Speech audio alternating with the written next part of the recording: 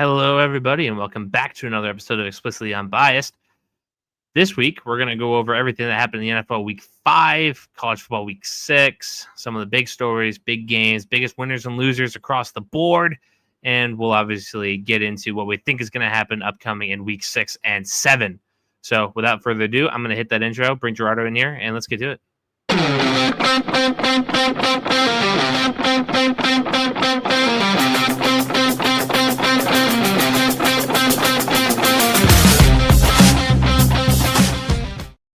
And as I said, I was going to bring Gerardo in. Gerardo, how are you on this fine Tuesday morning? If I was any better, I definitely would not be Mark Sanchez. Yikes. We're already going there. Yeah, another episode of Explicitly Unbiased, everybody. Changed up the format a little bit, try to see what works, what doesn't. So on this episode, you're gonna get both shows. You're gonna get the NFL show starting from the top, and then we'll go right into college football when we're done. We'll try to keep it at an appropriate length because we all have lives, we all have things to do. But if you have a long commute, throw it on, lay back, have a nice, easy drive listening to us yap about sports. So yeah, as I said, let's get right to it. We're gonna go game by game with the NFL Week 5 slate. We already went through over Thursday Night Football. There are going to be some points we'll come back to, but we gave you the whole spiel about Thursday night on Thursday night. So let's get right into the top of Sunday, shall we? Yep, sounds good to me.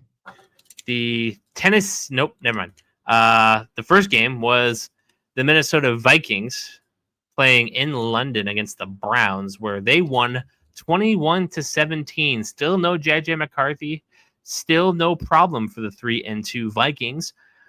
Carson Wentz, 25-34, 236, and a score. It was Dylan Gabriel's starting debut. We didn't get the chance to go over that because the news broke like right after we uploaded the show on Thursday. But Dylan Gabriel went 19 of 33, 190, and 2 in his debut. QBR sucked, but the passer rating, 94.3. Quinshawn Judkins had 110 yards on the ground.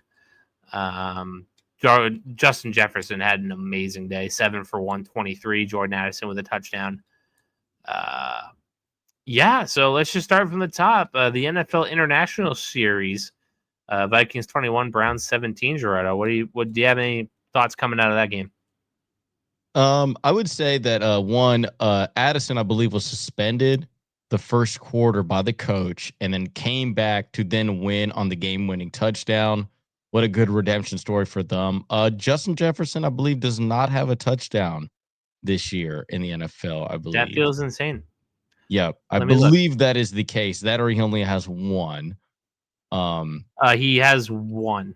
Yep, there we go. Only one touchdown. It was week 1 against the Bears. Yep, and he hasn't had a touchdown since. That I also going back to the fact that I think the Vikings are missing Sam Darnold incredibly well this year, but they're seeming to just perform just well without him, especially with the fact that you're getting a good play out of Carson Wentz. Kind of says a lot about what this offense can do. Little bit still concerned when it comes to that offensive line, but they still lost pieces. And Dylan Gabriel, I mean, a solid start for him as a rookie. I mean, you're going to international waters. You don't have a home crowd behind you. And Judkins has been a solid running back so far for the Browns. He has slowly improved for them each and every game. No, for sure. I will say that things were looking shaky for Wentz last week in Ireland. Mm-hmm. They looked like they might have been missing Sam Darnold a little extra that week. But this week, puts together an okay performance. Nothing great. Comes back from an injury, I believe. Comes back, wins the game. No big deal. Still not quite sure the status of JJ McCarthy. I'm sure that they're going on bye, I think, this week, so they can kind of have a week to think it over. As that looks like to be true. Minnesota's on bye this week. Very nice. So they can take a week to kind of refresh. Long trip overseas. They'll come home, regroup. But good day for the Vikings. Keep their season alive at 3-2. When you lose your quarterback, things can kind of fall apart quickly, as we'll find out later in this slate of games. But Yeah, great day for Minnesota. Keep putting the wins together. Keep competitive in this division. And the Browns are they're browning it up. It's Yeah. it's it's nothing to really sneeze at. Yeah, they're just not a really good team. I mean, they're going to be picking in the top 5 in the NFL draft. You're just finding out who you have at quarterback right now, which isn't a bad thing to do. Evaluate where you're going, especially in the most important position of the team. But you do have a little bit solid pieces around you. I mean, Judkins is pretty nice. Jerry Judy's pretty nice. And Joku is pretty decent. Their defense also plays really well at home so far. Like the Browns defense has been incredibly solid at home. They just can't play on the road at all. Nope. All right, let's get into the 1:00 slate of things. We had the come on, it takes you forever to back out of these menus. The Colts 40-6 against the Raiders. Geno Smith, god awful performance. He's been 25 horrible. 25 36, 228, 2 picks, 4 sacks. Daniel Jones continues to put together really solid outings, 28-29, 212, and 2 touchdowns. Anthony Richardson did see the field, went 1 for 2 for 9 yards. Ashton Genty, really pedestrian day, 14 carries, 67 yards. Pretty good average. Jonathan Taylor, 66 yards, but 3 touchdowns. I believe Genty had over 100 total yards because his receiving yards were pretty good too. Yeah, you would be right. 109 all purpose. Mm-hmm. So he's still kind of like, I mean, I wouldn't consider him a top 10 pick and should have been a top 10 pick, but he's kind of still playing like a first rounder. He's having back-to-back good weeks so far. Yep. But that passing game, it's just not doing him any favor. Geno Smith's QBR was 19.1. Sounds about right. I mean, like there's no offensive line to these Raiders. Your best weapon offensively in the passing game, Bowers, has been out. You didn't have Myers as well to the backup tight end. You have no wide receivers on this team. You don't. You were already thinking about cutting/trading away Myers, and he's your best wide receiver. The Colts are playing on all cylinders. Biggest loss for the Colts, though, is their kicker. They had their kicker got injured, and they had to do like so many 2-point conversions on that game. But other than that, the Colts are firing on all cylinders. Super solid. They're just winning on every facet of the game, whether it's special teams, whether it's offense, defense. They're just looking incredibly nice. And Geno Smith, man, are the Seahawks incredibly smart to be moving on from him and getting Sam Darnold? People said looked at me like I had 7 heads when I said this was a really good move, and Darnold was gonna prove why. Nobody's laughing now, are they? Yeah, except for the Raiders, but laughing in pain mostly. Yeah, so but I think that's just the biggest struggle for the Raiders is the fact that they just have no offensive line. So, and then you drafted a rookie who kind of like running back who needs an offensive line to kind of be very successful. He's lately showing that success, but man, those first 4 weeks or 3 weeks were terrible for Genty. And also like this team needs so much more. Also on the offensive side, defensively, I mean, the Raiders still also need DBs, but you still have Max Crosby. You still have a very solid defensive line, but they have so many other holes that the Raiders need to fix. After this, we are going to head to the Bayou, where the New Orleans Saints picked up their first win, 26-14 against Jackson Dart's Giants. Bit of a comeback to earth game for Dart, 26-40, 202, 2 touchdowns, but 2 picks. Cam Scatterbo, 15 carries for 59 yards, pretty good average. Also 6 catches for 45 through the air. Theo Johnson had 2 scores at tight end. Spencer Rattler, pretty solid day, all things considered. 21-31, 225 in the score. Kendre Miller looking like a solid B plus running back, 10 for 41. Rashid Shaheed, 4 catches, 114 yards in a score. That seems like the story of the game there. But yeah, but it all kind came of 2 out. dumpster fires going at it. Yeah, I mean, both teams that are also going to be picking in the top 5, top 10 this year. Jackson Dart, I mean, he's a rookie, and you're playing in New Orleans. New Orleans is not an easy place to win, especially as a young rookie. Made a lot of hero ball mistakes. I mean, Kool-Aid McKinstry gets his first 2 interceptions of the year off of him in the same game. And clearly they're missing neighbors. You do not have a true number one threat at wide receiver out there now that he's gone. Darius Slayton is not a deep threat wide receiver in this league. He's not even a good 3.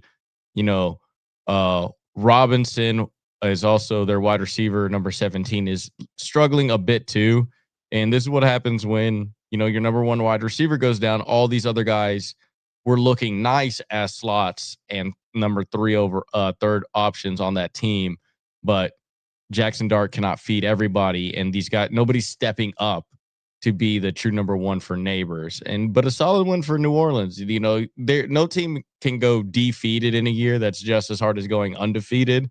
So you knew a solid win was going to come around, but it's still a very bad team.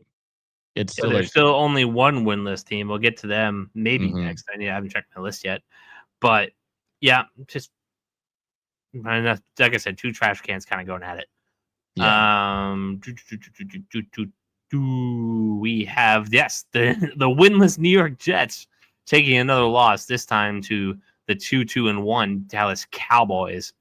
Dak Prescott 237 and 4 touchdowns. Javonte Williams 135 and a touchdown, as well as a touchdown through the air on a 4-yard little catch there. Jake Ferguson 2 scores. George Pickens a score. Justin Fields 32 of 46, 283 and 2 touchdowns. Not a half bad day. Breece Hall 100 yards on the ground. Garrett Wilson 6 of 71 with a score. Rushing the ball. I mean, Justin Fields was kind of ineffective. I'm a little bit surprised that the Jets are the first team, I believe, I read to in their first 5 games start 0-5 that have no takeaways. Yeah, that's very a defensive coach doing that. Yeah, sounds very Jets-like. I also surprised that the Jets didn't put up more points or yards in the air against this Dallas defense. I'm not too surprised against Breece Hall doing that much, but he did have 2 fumbles this game, one that he lost. But that the Jets didn't just they looked so much better against the Steelers. They looked really good. Even on what was the first game of the season, they were passing the ball really well in some of those games. And they play the Cowboys, who's giving up 40 points, giving guys 300-yard career games, and you can only do that much. Garrett Wilson doesn't even get 100 yards this game. I was highly disappointed by the inefficiencies of that offense. But then yet again, that's what happens when they have Ohio State type quarterback leading the way. That and being the New York Jets. Mm-hmm. Yeah. That just a combination for disaster. But shout out to Dallas, kind of keeping their season alive at 2-1. I know that the defense is horrible. We don't really like Brian Schottenheimer as a coach. CeeDee Lamb, but that offense is insane though. Dak Prescott, is a legitimate. Tell me why that team can't make a wild card. They gave the Eagles fits the first game of the season.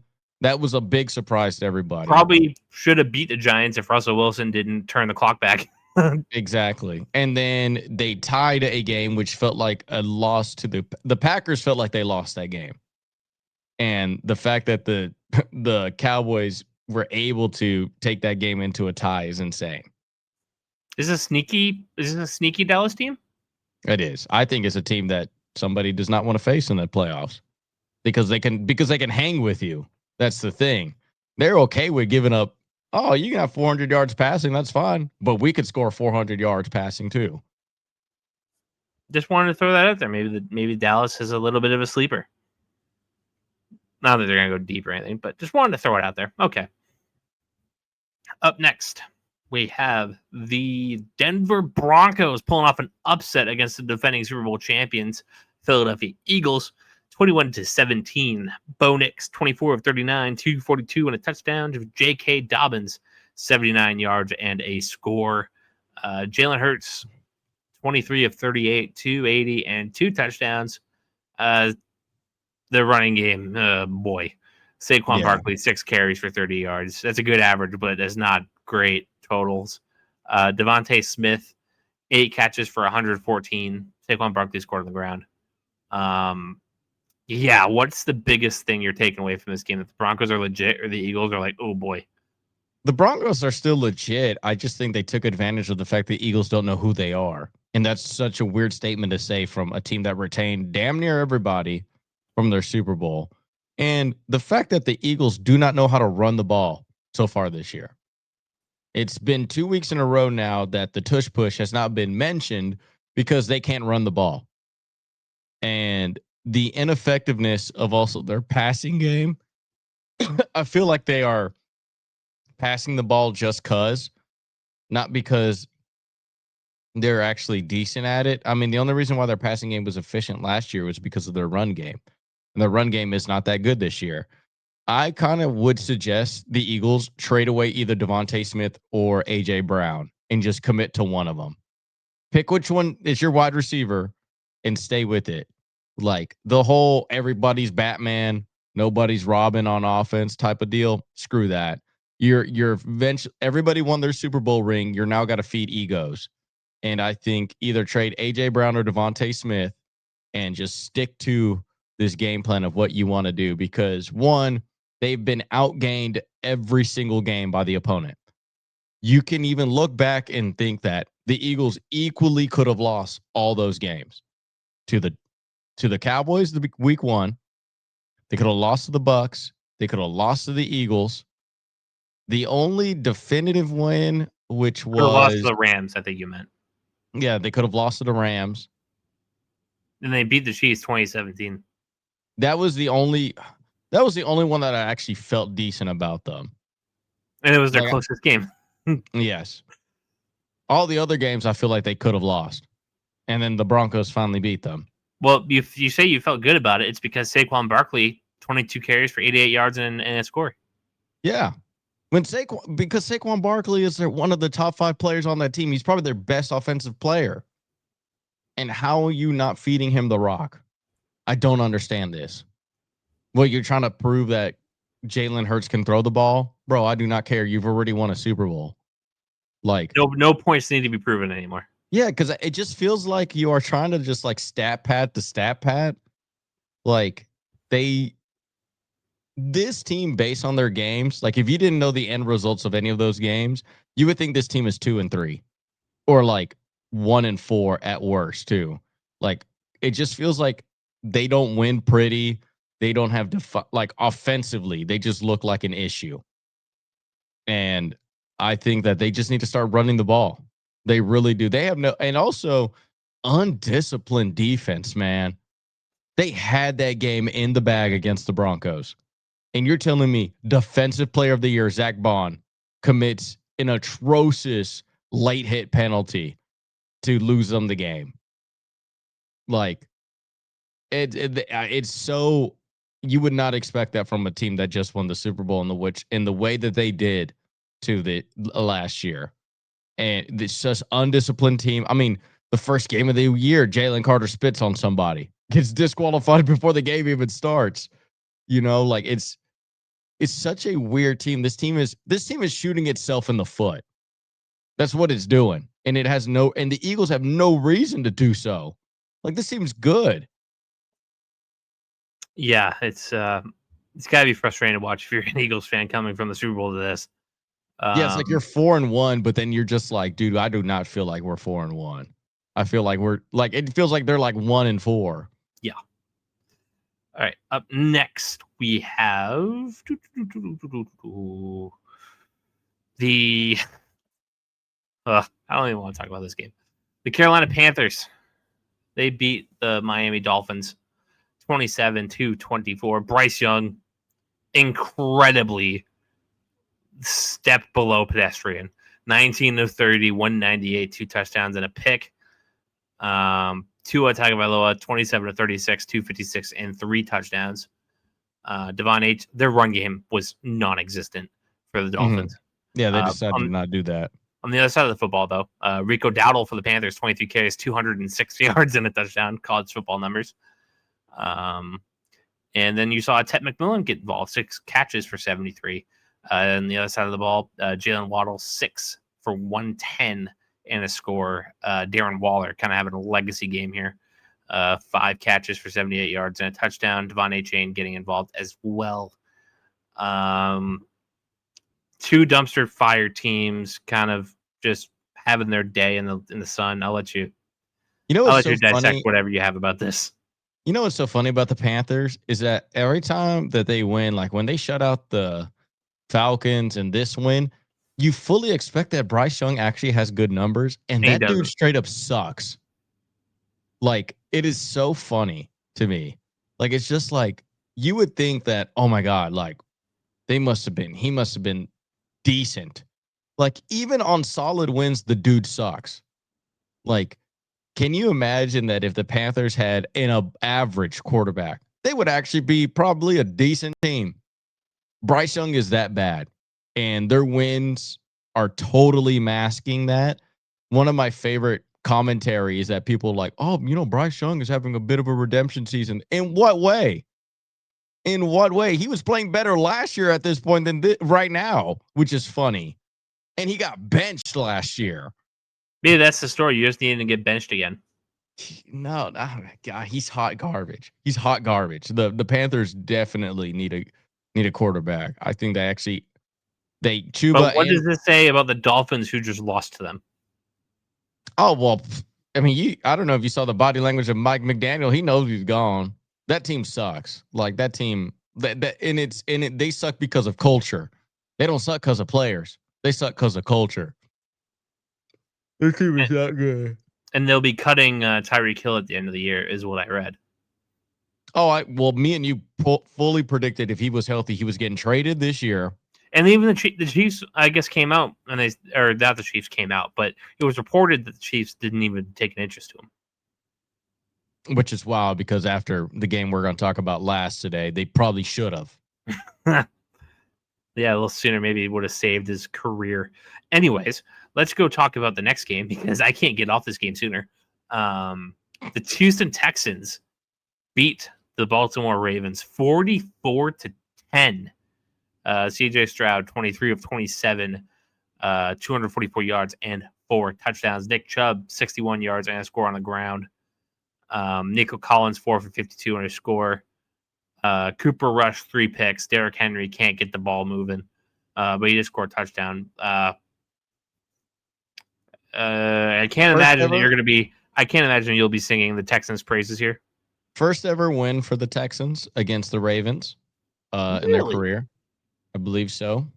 That was the big headline coming in that the Texans have previously not beaten the Ravens, or they were defeated at the Ravens, which is probably a more true statement. The Baltimore Ravens have an 11-3 record versus the Texans all time. So that means they were undefeated at home against the Texans. They were like 8-0. And this seems to be the case. Yeah, all of their wins were at home in Houston. The last time that they lost was 2014, Christmas week. The Baltimore Ravens the Texans beat the Ravens 25-13. Case Keenum was the quarterback then. But this is also like such a fraud win for the Texans. The top 7 highest paid players on the Ravens were gone on this team.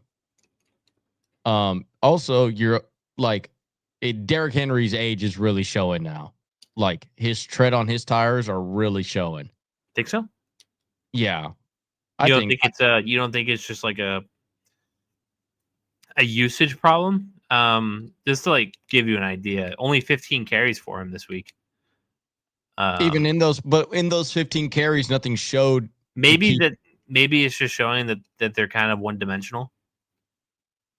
I mean, yeah, in a sense, I mean, like, sure, but I mean, I think the drop off from an MVP level caliber player to a guy who should be at best a clipboard holder, like shouldn't. Only 8 carries against the Chiefs. That was the concerning one. Was just like against the Ravens, he only got 12, or against the Lions, he only got 12. Pardon me.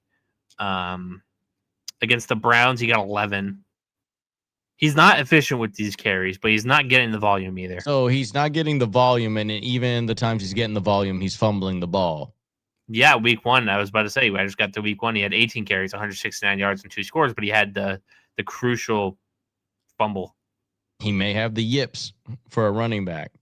And I just think that, a lot of people did write him off already. Like, if it wasn't for last year, a lot of people would have already. I just think that he was getting run to the ground at the Titans, man. Like, those carries eventually add up. Like, it really does. But this is, good all around win for the Texans, but it's nothing you should be proud of. You beat a team that half this roster won't be in the league next year. And also, like, you beat the Ravens with no Lamar Jackson. You beat Ravens with no Kyle Hamilton. You beat the Ravens with no, like, any player. Like, no Patrick Queen, I believe, right, was not on, or no Roquan Smith wasn't on that team. Like, dude, you beat nobody. Like, good for y'all. I'm not gonna crown them any type of win. And plus, me and you went over that win, and my hot take was the fact that they may end up with a top 5 pick. And the rest of the year, they do not look good for the Texans. So that's what I'm going to give it to that. I mean, the Ravens are incredibly. Do you think that the Harbaugh is going to get fired at the end of this year? No. He almost got fired. I think QB injuries are the safest job security you could have, especially with a guy like Lamar Jackson. Yeah, but he'll be back by next week, right? So we'll see what happens. If a lot of people still think that they can compete for this division. If the Ravens miss the playoffs, do you fire him? It really depends on what that looks like. I think you talk about it. Like, it's such a that's such an odd kind of way to put it, because the things they're battling right now, you could easily say injury, and anybody with 2 eyes, watching this team looks at, like, the defense isn't playing great, the running game isn't doing well, even when they were healthy, horrid. Like, it's just, it depends. Like, it depends really on what it looks like. So some people are saying, like, if they get Lamar back and they get Hamilton back, and they're still like this ugly pedestrian team, I think if you're the Ravens owner, you look at it, what the fuck, dude? Yeah, because I think, remember, if it wasn't for them, that transition year, remember when Joe Flacco to Lamar Jackson, that was Harbaugh almost got fired then. He was on the chopping block then, and Lamar kind of saved his ass for a couple more years. And I don't know. I think maybe it is a long time doing what. Their defense is hot garbage. Their defense is, like, if it wasn't for the Cowboys being so bad, we would be talking about the Ravens being the worst defense in the league. Actually, I think they're on pace to give up the most points in NFL history. Yeah, there you go. The first team to give up 600 or something. Now, let's play this out. Let's just say they don't make the playoffs. They fire Harbaugh. Does he get a head coaching gig instantly? I feel like that doesn't happen very often. Like, it doesn't. Like, you could say that Vrabel got a head coaching job instantly, but he spent a year in Cleveland as a consultant. Mm-hmm. I think it's more likely that he takes a year off and then comes back. I can't imagine that he goes, oh, well, the Ravens fired you. Oh, fucking the Miami. Here you go. Or Miami. Yeah, there you go, Miami. Yeah. I don't think so. I think you wait a year and then you reevaluate. Okay. But yeah, I think there's just a very down year for the Ravens this year. They're kind of like last year's 49ers. Maybe even this year's 49ers. Oh. Except, well, this year's 49ers is a pretty damn good team. That's the crazy part. Yeah, it just depends on a quarterback change. All right, what do we got next? Chugging right along here. Probably the game of the week. The Buccaneers beat the Seahawks 38-35, creamsicle jersey versus those awesome Seattle throwbacks. I can't say it enough. Awesome. Should be. It was a shootout. Baker Mayfield 29-33, 337 or 379 and 2 scores. Sam Darnold, 28-34, 341, and 4 touchdowns. Rashad White had a big day, 2 touchdowns on the ground. And Emeka Egbuka, 7, 163, and 1. You might not like those Ohio State quarterbacks, but you love those Ohio State. Their wide receivers are sick, bro. Both on the other side of the field, Jackson Smith and Jigba, 8, 132, and 1. Both of them are sick. This was an awesome game, just incredible. Oh yeah, this was like a primetime-esque feeling game, and it's also two teams you could legitimately root for as a casual fan. Like, you love the redemption story of both quarterbacks. Both young wide receivers are sick.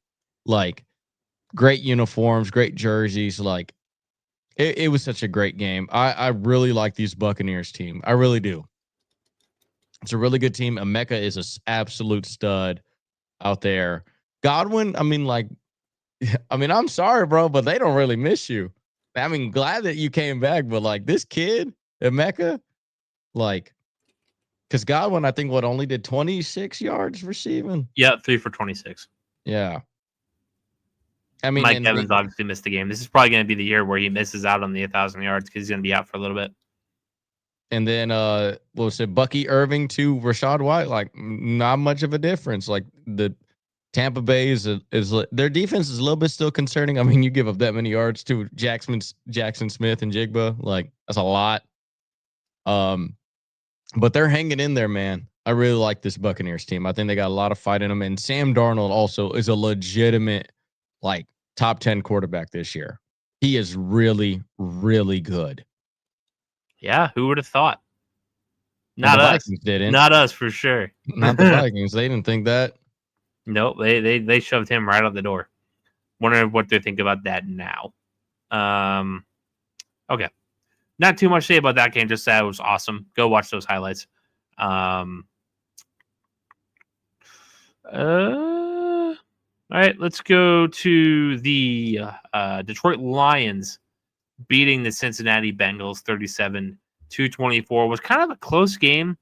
Going into that game was like 34-0, really. Like, that game was in the fourth quarter. They were only down 2 possessions. It was a little irky, and then they slammed that door shut. Jake Browning, your boy, 3 picks, as well as 3 touchdowns. Jared Goff, 19 of 23, 258 and 3. David Montgomery was the leading rusher, also threw a touchdown. Amon-Ra, 8 for 100. Jamar Chase finally having a game, 6 for 110 and 2. 37-24. The score indicates a little bit of a closer game than maybe it was, but in that fourth quarter, it was a little touch and go. But the Lions get their 4th win of the year. They're 4-1. The Bengals stumble to 2-3. Yeah, it just felt like the Lions were playing with their food.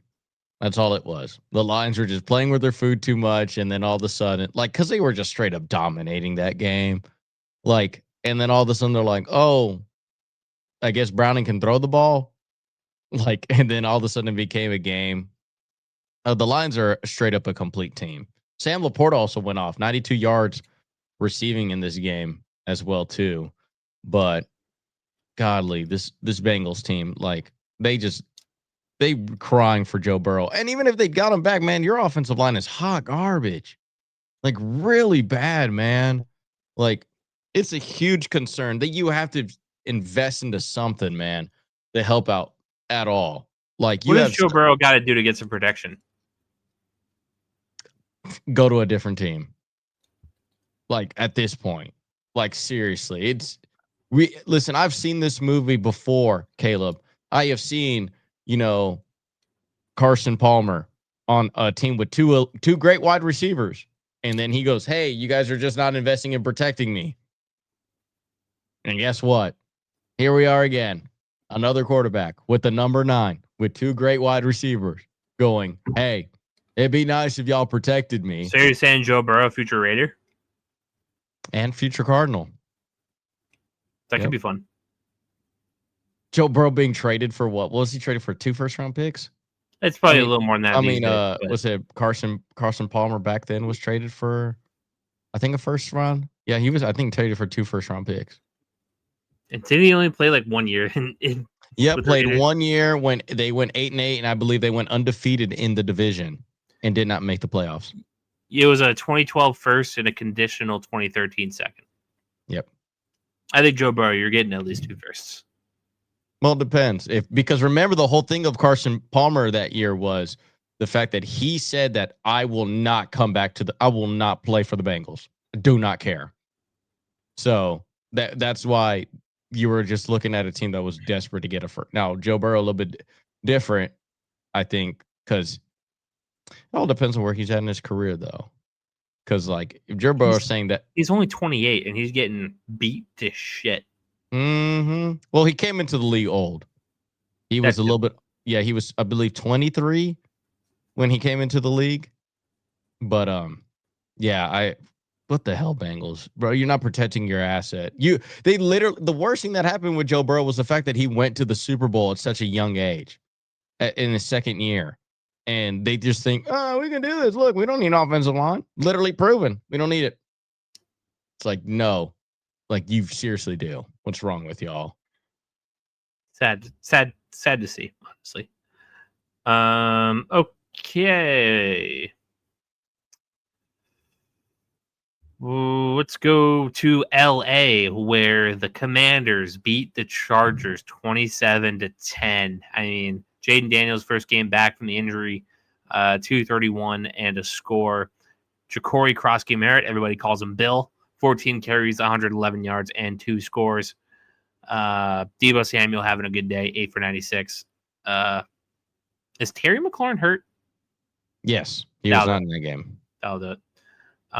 Justin Herbert, 22 of 29, 166, a touchdown and a pick. He was also their leading rusher, which when your quarterback's your leading rusher and his name's not Lamar Jackson, I have a problem. Keenan Allen, 5 for 58, Lab McConkey, 5 for 39 and a score. And the best wide receiver are okay. Go ahead. And the best wide receiver on the planet didn't play good this game, according to Brazil. 40. Yep.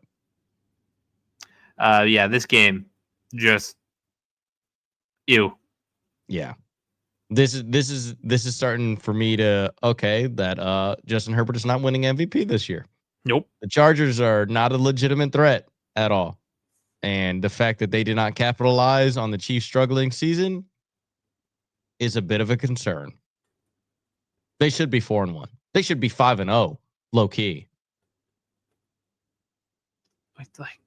Listen, I get the Commanders are kind of a good team, but I mean, yeah, but like Justin, you lost to the Giants. Give me a break. Yeah, but it's also like not. I mean, the only positive one is the fact that they lost to 2 NFC teams and no AFC teams. I get that, but it's not quite like college football. Out of conference losses help. This is the NFL. Like losses are losses, man. Yeah, the only thing they can hang their hat on is all the wins are coming in within the AFC. They're within their own division, which matters. That part at least matters. That because those are your hardest games. Yeah. Yeah, but their run game, like from this Harbaugh, both Harbaughs don't know how to run the ball this year. That and they lost to Marion Hampton for at least 4 weeks. With the and he was already. What was it? He was already their second stringer, right? Because they lost their running back. Yeah, Najee was the lead, and he tore his Achilles. So, good job, Harbaughs. Y'all don't know how to run the ball, and that so was like Hassan Haskins and Kamani Vidal for now. And also their offensive line. They have like no offensive line for Herbert. Nope, Alt and Slater both hurt. Like, geez, Louise. Like, this team is not going out on the Chargers. Yeah. Are your sticky notes still back there? Did we say anything about them? No, we didn't. The only thing we didn't even say anything about them. No. That's unfortunate. No. Because I'd be giving up on them. But I'm giving up on them. Yeah. It looks like I think the AFC West went to like this amazing division, which it kind of still is, but it's just like it's now they all are losing outside of the division, and then like they're gonna just beat each other up. The Raiders aren't as serious as we thought they were. The Chiefs obviously major step back. Huge. The Broncos haven't quite taken to fire that we thought they would. And the Chargers just absolutely curved us. But in the defense of the Broncos, they should be 4-1. They lost on a bullshit penalty call against the Colts. Yeah, but even then, you look at that like, are you really lighting the world on fire? Bo Nix did struggle his first 2 weeks of the year. I would say that, yes, he had a sophomore slump. Mind you, also, he is a sophomore in the NFL, which is a bit crazy. I think he's like a sophomore in his like PhD doctorate program. Like he's been playing football since like the Obama administration now.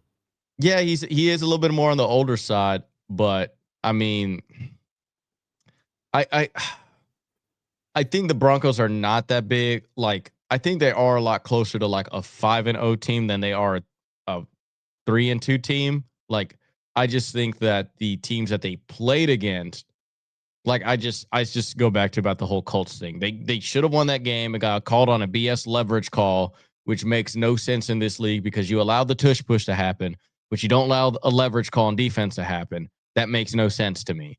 But regardless, a loss is a loss, a win is a win. But I feel I'm a little bit more confident on them, especially the way that they beat the Eagles and kind of expose them. And Sean Payton is probably outside of Andy Reid, probably the second best coach in that division. Yeah. Okay. But you know how we were talking about like, oh, we don't want to talk about the Dolphins and the Panthers. That was so bad. Yeah. This is a game that's so bad I want to talk about. The Titans beat the Cardinals 22-21. Oh God, yeah. Cam Ward's first win, 21 of 39, 265, one pick. 5 carries for -6 yards. Yep. Tony Pollard, 14 of 67 for a score. Kyler Murray, 23 of 31, 220. No touchdowns, no picks. Imari DeMarcado, 3 for 81, had a big 71-yard run. But what does he do, Gerardo? Deshaun Jackson did. Yep. Michael Carter, 18 for 51 in a score. Calvin Ridley, big day, 5 for 131. Marvin Harrison Jr. finally coming out, 4 for 98. But this game, nobody wanted to win it. But the Titans did. They went and did it. Yeah, this game early on looked like this was going to be like a 40-6 game, like big time. Excuse me. Well, yeah. Like the fact that the Cardinals straight up lost this game. The Cardinals lost this game. The Titans didn't win it. The Cardinals are just absolutely horrendous. The fact that both the Deshaun Jackson-ish level of throwing the football out before you score, and then also the interception that turned into a fumble that turned into a touchdown for the Titans as well too. Like this may be the only way the Titans win a game because like the thing that disappoints me so far the most about the Titans is the fact that Ridley, it took him this long to be that good with Cam Ward. I was expecting him to go off, so much sooner rather than later, but good solid win for the Titans. It's a good moral win, but I mean, like their head coach. My instant thought is Cam Ward has been sloppy. Yes. It's been very messy for him. But he also has like probably the worst receiving core in the league. No, I would say the Chiefs are worse than him. Well, because in the current state, when Rice and Worthy get back, I'm sure that they're formidable. Like, it's such a huge, like it literally is Calvin Ridley, who's at this point an average wide receiver starter. I like Alec. He's on the come up. Yeah. Where after that, I don't believe any of these wide receivers are like legitimate, even 2s or 3s on any team in the league. Is the Raiders wide receiver core worse than them? Because they don't have a true starter. Yeah. Because like Myers is a number 2. Like that's at best. Yeah. Like they have no number 1. They have no deep threat. Where Ridley the Niners in their current state. I mean, shit, they don't give a damn. That's the thing. No, Mac Jones will throw the ball anyway. But I mean, okay, Mac Jones in their current, the 49ers in their current state, yes, but 49ers overall, like the thing about them is at least they have a tight end and a running back that can play in the passing game. Fair point. Where the Titans don't. Pollard is not like that. They have no tight end. Respect Chigo Conquo. Okay, relax. But outside of their offensive line is also putrid. Putrid. Like You cannot blame Cam Ward for being this sloppy. Bro has nobody. Bro, literally, like, the funny part is, if he had the Saints weapons, I feel like he would actually have at least like 2 wins already. Like, to have Kamara, to have Rashid Shaheed, to have Miller, to have Olave. Like, those are some solid pieces. And what's it? Their tight end is decent too. Johnson. Juwan Johnson. Yeah, he's my guy. Yeah. I love him. Like, if Cam Ward had those dudes, he'd be solid with the Titans, even with the current state of affairs that is their offensive line. But bro literally has nobody. If Calvin really isn't going off, which, mind you, for the first 4 games of the season was not, literally didn't exist. Like, you got guys out there like Westbrook Akini I think he's not even on that team no more. No, he's in Miami, I believe. Yeah, from one dumpster fire to another. I liked him too. He was a real underrated guy. Like, this Titans offense is so bad. So bad. Like, offensive weapons as a whole and just in general, like, you're asking Cam Ward to literally carry hot garbage. It is I couldn't like for the life of me think of a rookie quarterback going into that bad of a situation as offensive weapons since like David Carr at the Texans. Like, literally this team feels like an Drake expansion. May last year. It feels like an expansion team level, like, team in general. Like, just like, okay, that's Calvin Ridley because some team didn't want to franchise tag him or save him, so they just gave it to him. That's a fun offseason topic, is giving the NFL 2 expansion teams and drafting for them and see what we can't concoct. But I also think the NFL is having a talent issue. I think the last thing we need is to expand the teams. I think bad teams are historically bad this year. Like, the level of talent pool, it is really, really thin in the NFL right now. Like, I think you're seeing almost an MLB level of drop off from elite to even decent now. Like, decent NFL players are just non-existent. It's either they're really good or they're hot garbage. There is no middle ground anymore. Like, there is no serviceable wide receiver. There's no serviceable running backs. There are no serviceable quarterbacks. Definitely not even that. Like, nowadays, it's either you have a franchise quarterback or you have nobody. So it's and to touch on the Cardinals, like, so disappointing, man. Seriously. Like, Kyler Murray, like, what are you at this point? Like, are you just a mid-ass quarterback? Like, which is funny. Like, he's not even serviceable. It's just like, I don't feel like I can win with this dude. And you gave him everything. You drafted players that he said he wanted or else he was leaving. You gave him all these weapons because he was gonna cry and bitch and complain. Oh, he has to play Call of Duty, like, and he has to learn the playbook through video games and Oculus and all this other shit because God forbid that you lose him. Like, when did the Cardinals become Kyler Murray's bitch? I didn't understand this. When they gave him that contract is when that happened. Yeah, bro. Like, I don't know. I'm done with him. Absolutely done with him. How much longer do the Cardinals have in that contract? I mean, it don't matter. I mean, and nowadays, you could trade him.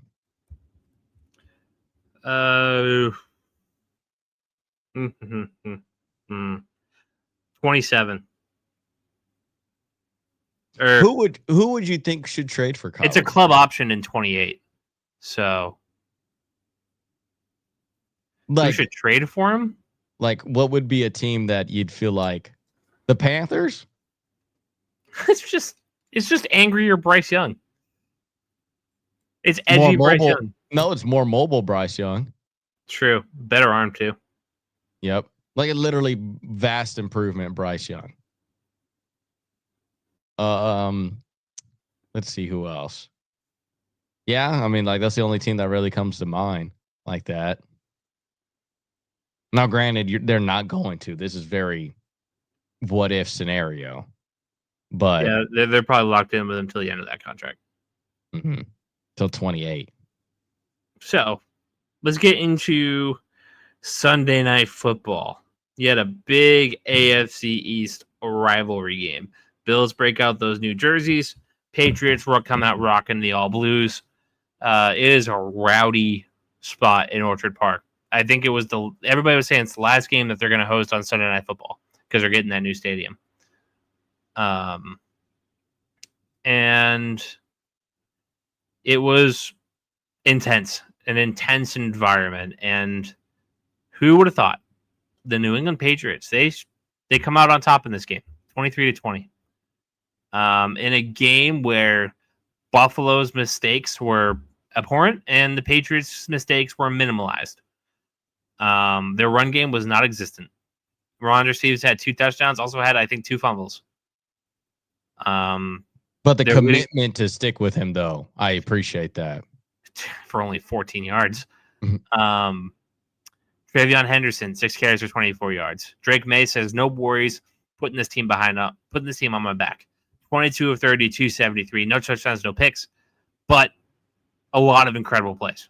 Stephon Diggs, 10 for 146 in his return to Buffalo. Unbelievable stuff. As far as the Bills side, 22 of 31, 253, 2 touchdowns and a pick. He was also the leading rusher, which again, with a guy like James Cook, makes me worry. Dalton Kincaid was their leading leading catcher for 6 for 108. Curtis Samuel and Keon Coleman a touchdown each. I don't really know where to start with this game. Besides the Patriots, aren't rollovers anymore. They can go into anywhere, anytime, any given place, and compete. That, and there should be no quarterback conversations for the foreseeable future. With that, I will hand it to you because my bias should show up.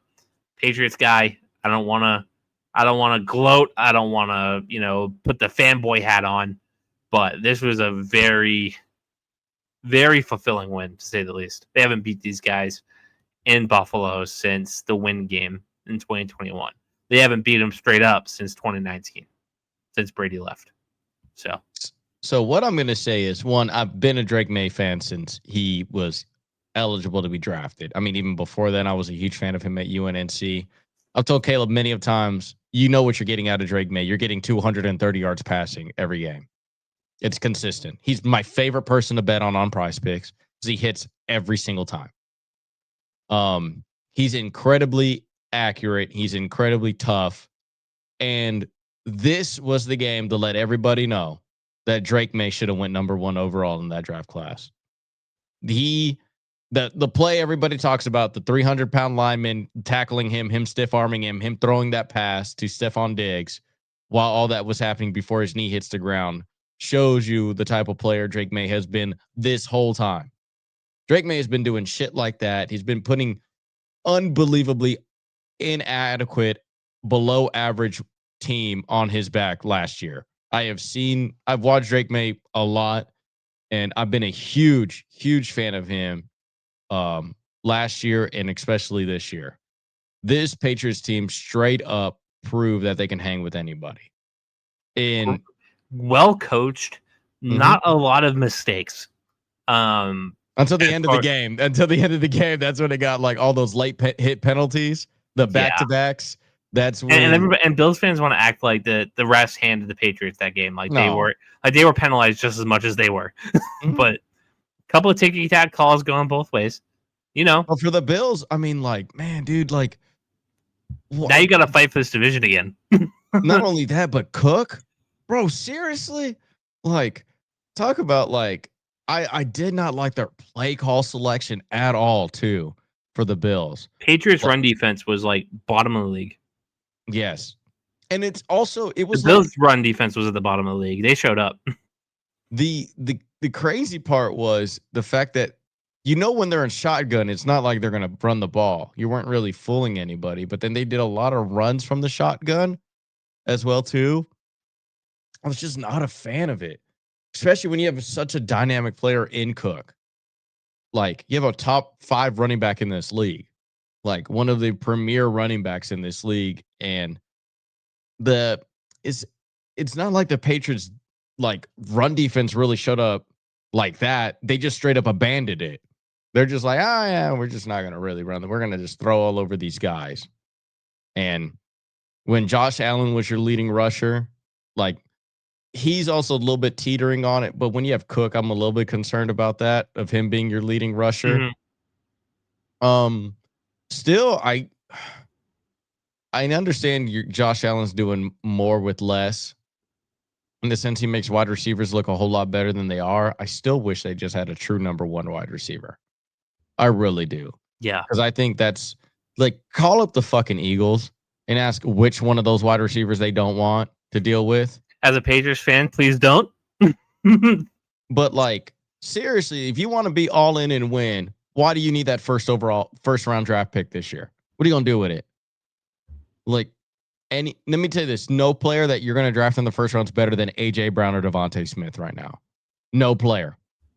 And same thing for the Patriots. If you guys want a wide receiver, why not? What is that first round pick going to do for y'all? There's Maybe Jordan Tyson. No, you're not drafting that high. Nope. Yeah, those dreams seem to be shot. Yeah, but also he's still like a rookie too. But yeah. But did the Bills lose this game or did the Patriots win this game? Patriots won this game. I agree. I just wanted some yeah, because I think the Bills still put themselves in a winning position at the end of the game. Plus the reason why I say that is because despite the Patriots almost choking it at the end, in the sense of those untimely penalties, excuse me, like that's why I would say like the Patriots still hung on with that. Like I think they won this game. No, absolutely. It was tooth and nail. They wanted that win. Stephon Diggs made sure that everybody wanted that win. You saw him running up and down the sideline trying to get everybody amped up. And it worked. The Patriots get the win, probably their biggest win for this franchise since Tom Brady left. Yeah. This was everything you wanted as a Patriots fan. And it's not, and if you were to compare, right, like because obviously them and the Eagles lost on the same week. The big difference was I know who the Bills are, and I think that this is okay. Like if this was their only loss the rest of the season, I could believe that. Where the Eagles, I think that they could lose again. Violently inefficient. Yes. Where the Bills, I know who they are, and they just got another team just wanted it more than them. Where I think the Eagles got a lot of quit in them, especially in the wide receiver room. It's not just that. I think low key, I think that's a toxic environment, like in their locker room. I feel like it's a whole lot of. It's kind of like a Pro Bowl roster. A lot of Kool-Aid getting drank around in that. Yeah, I feel like a whole lot of people. A whole lot of people think that they. Yeah, a whole lot of people think they the shit, but not a lot. There ain't no leader. Where I think the Bills, you know who the leader is. You know who's running that team and where the wins come from. Where I think there's some people on the Eagles team, I fully believe that they don't think that they could win without Jalen Hurts. I think there's some players in there that feel that way. All right, let's get to Monday Night Football. Get through our picks. We still got college football to do, so hang in there. Jaguars, Monday Night Football. They head down to Kansas City. Head down to Jacksonville. Play the Jaguars. Shut up. The Jaguars win 31-28 in an upset. Trevor Lawrence 18-25, 221, a touchdown and a pick. Patty Mahomes 29-41, 318, a touchdown and a pick. Patty Mahomes was the leading rusher, kind of a trend. Same with Trevor Lawrence. Yeah, how about that? They both had a touchdown. Trevor Lawrence had 2. Tyquan Thornton, the leading receiver. Brian Thomas 4 for 80. Yeah, so I was at work. I didn't get to watch this game. You take the lead. Patrick Mahomes had a pick 6 in this game by Devin Lloyd. I did read that, a 99-yard to Dylan Lloyd. So good on this Jaguars defense. I actually am a big fan of. I do like their Jaguars defense. If you didn't see the final play of how Jacksonville got the win on the rushing play, I would highly suggest you look at that while I'm telling you this right now, and you're going to be highly amazed on that's how they won. Stand by. And So, but what a bad year for the Chiefs. Seriously, like what an unbelievably piss poor way to lose a game. And look, now Caleb's actually watching this. It is the dumbest way. Had all intentions of it not working, and it did. Good for you, Jaguars. Good for you. Yep. Which I also do think that the mystique of the Chiefs, the big reason a lot of people forget, the reason why they got to the Super Bowl last year was their defense was really good, actually. And come to find out their defense kind of stinks this year. So I'm not a fan of this Chiefs team anymore. They're not the Chiefs that people think they are 3 years ago. But they're not. The division is not slamming the door. That is that's the unfortunate part, is the fact that the Chargers or Broncos haven't really truly capitalized on their slip ups, and the Raiders sure as shit ain't doing that. So, but the fact that the Jacksonville Jaguars are 4-1, that they beat a really decent 49ers team. Now, the 49ers started Mac Jones. They'd probably be undefeated, but they're in a really interesting predicament. Why I find it interesting is the fact that the AFC South sucks. Absolutely sucks. They already beat the Texans, I believe, this year, and they're definitely going to beat the Titans twice. And they'll probably split with the Colts at least.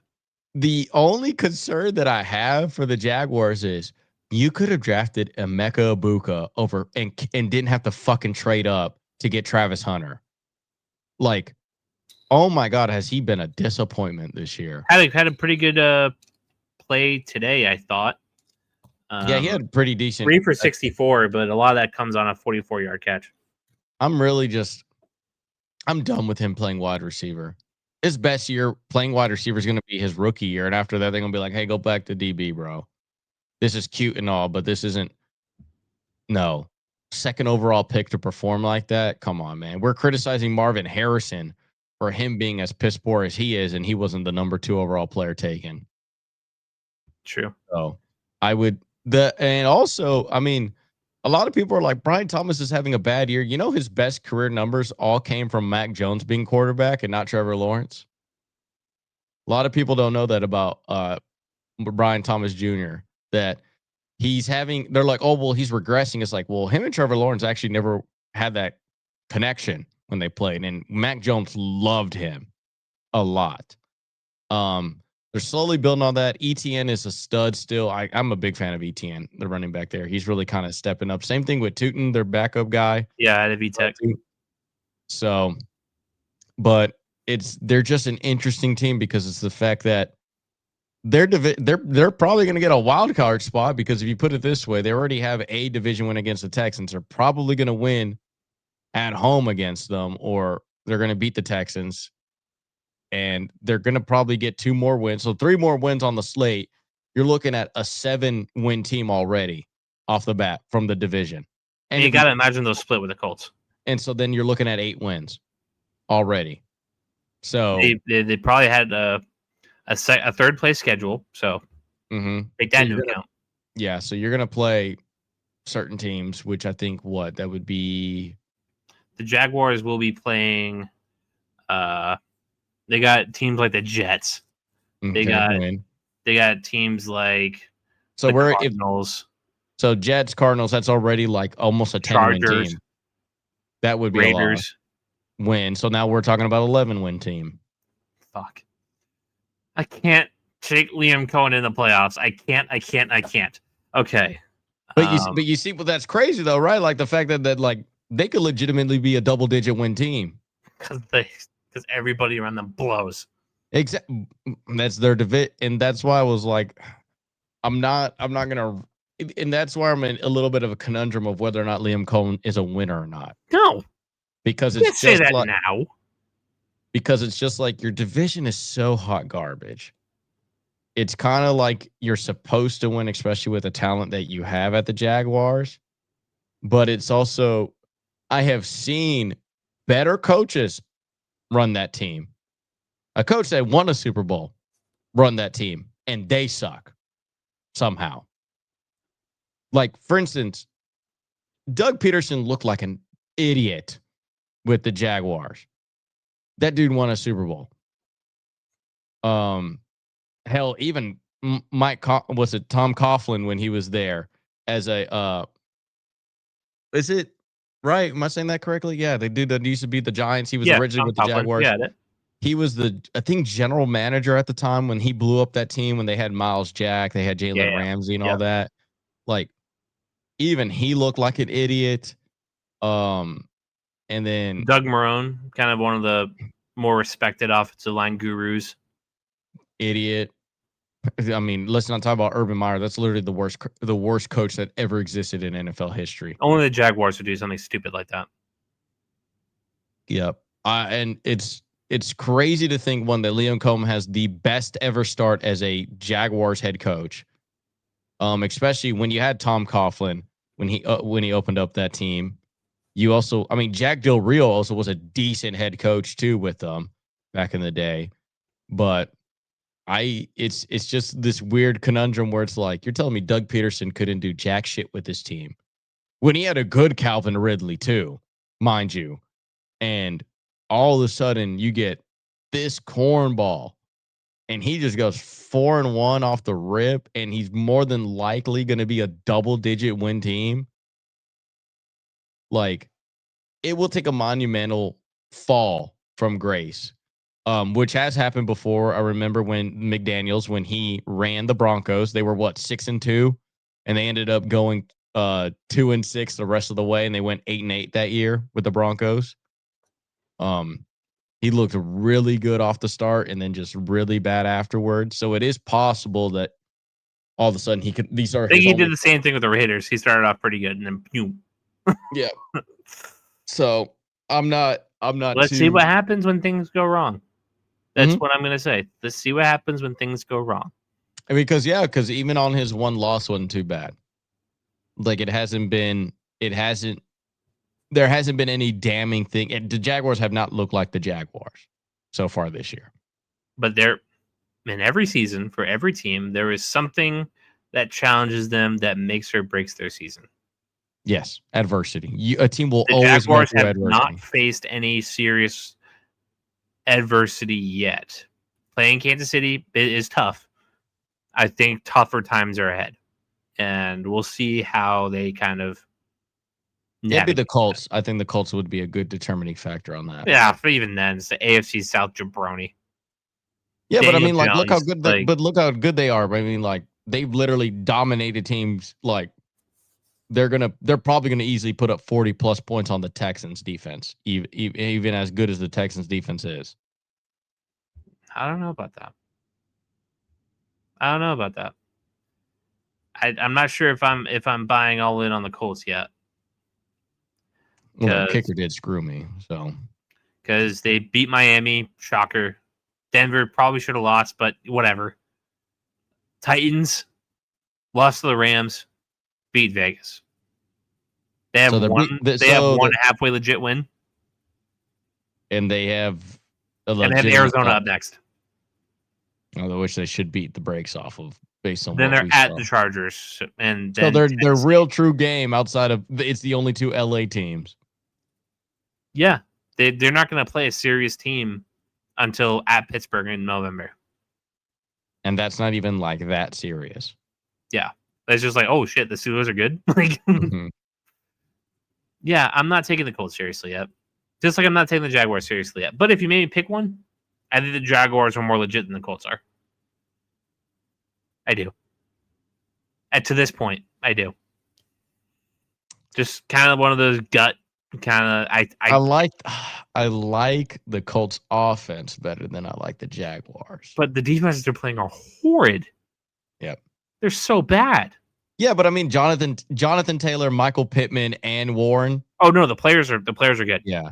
But their offensive line is really also, is Daniel Jones really having a comeback season, or are they playing garbage? But also their offensive line is like legit too. There's like a top 5 offensive line unit too. Like it was literally plug and play. Like, seriously, like it would take a monumentally bad quarterback to look true. That's why Daniel bad. Jones isn't falling on his face. Yeah, that's why Anthony Richardson is the worst bust ever in NFL history. Well, I don't know about that. Oh yes. Well, The worst of technically, all time. there's There's only one gotta be. player. There's gotta be There's somebody one. that traded up even more. Yeah, there is. Trey There's one. Lance. No, Trey Lance is not that bad.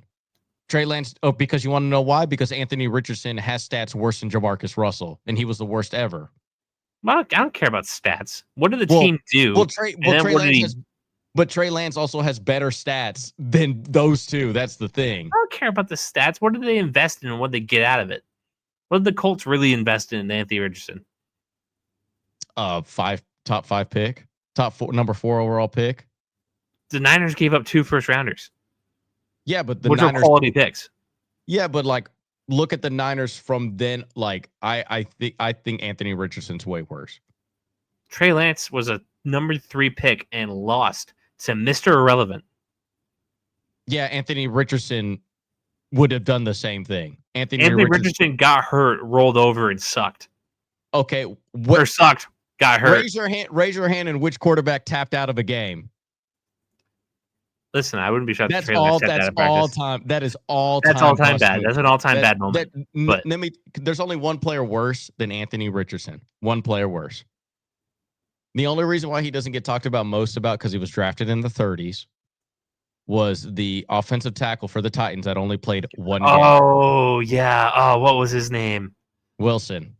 Jared Wilson? Nope, that's the guy No. we have. Wilson. Jared. No, I want to say it was a Jared Wilson or something.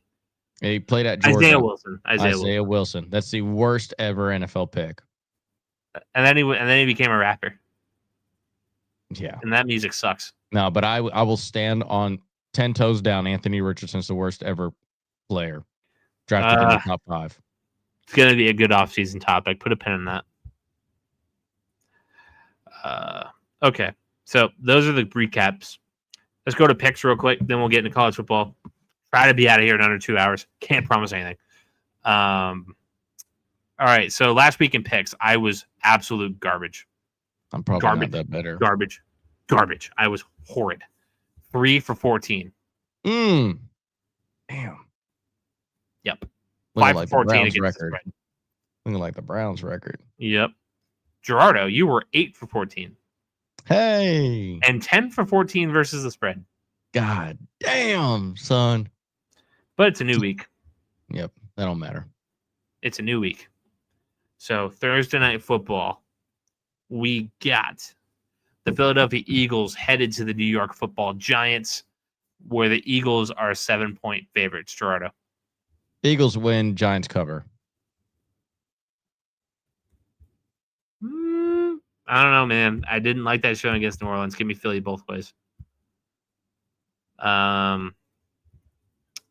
Denver head to the Jets head to New York, take on the Jets. Denver is a 7.5-point favorite. The Jets can't stop anything. Give me Denver both ways. Denver to win, Jets to cover. All right. The Rams are headed to Baltimore to take on the Ravens. The Rams are 7.5-point favorites. I'll split the baby as this one too. Rams win, Ravens cover. Rams both ways.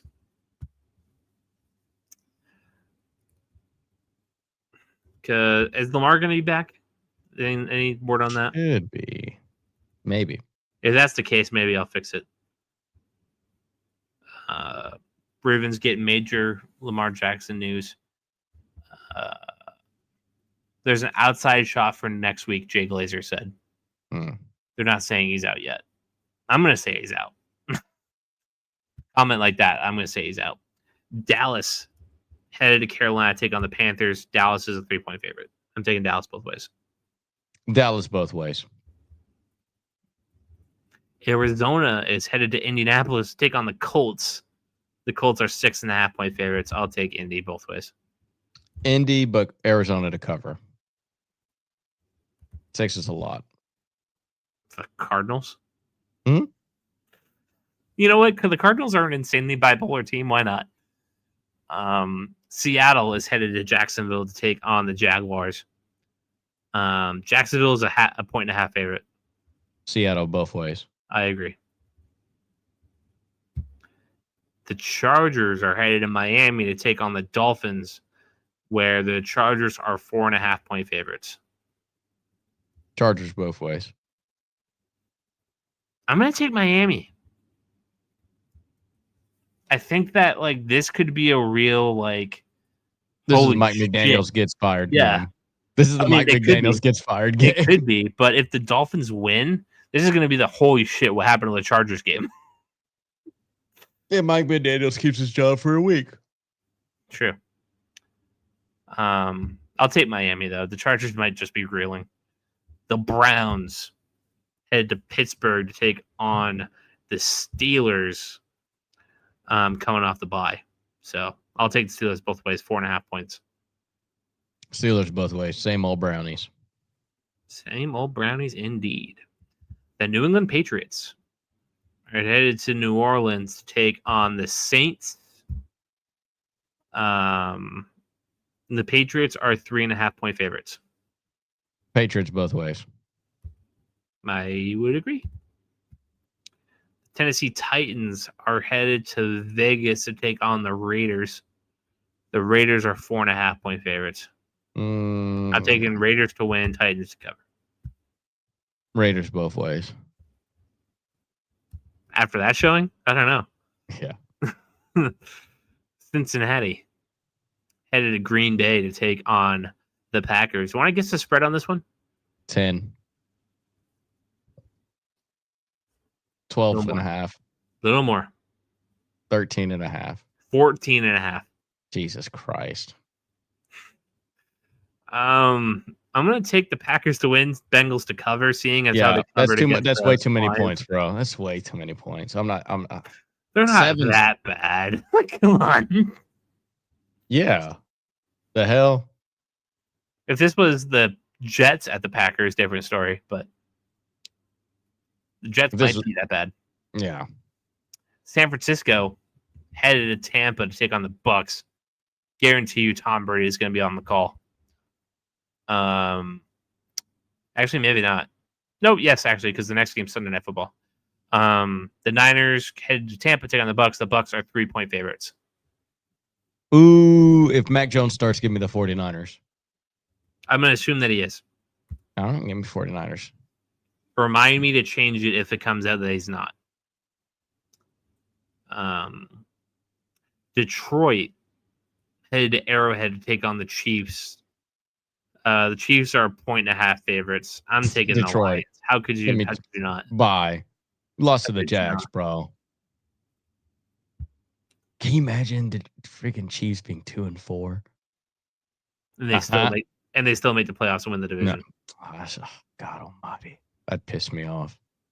Pissed me off. That pissed me off. Like I'm pissed for.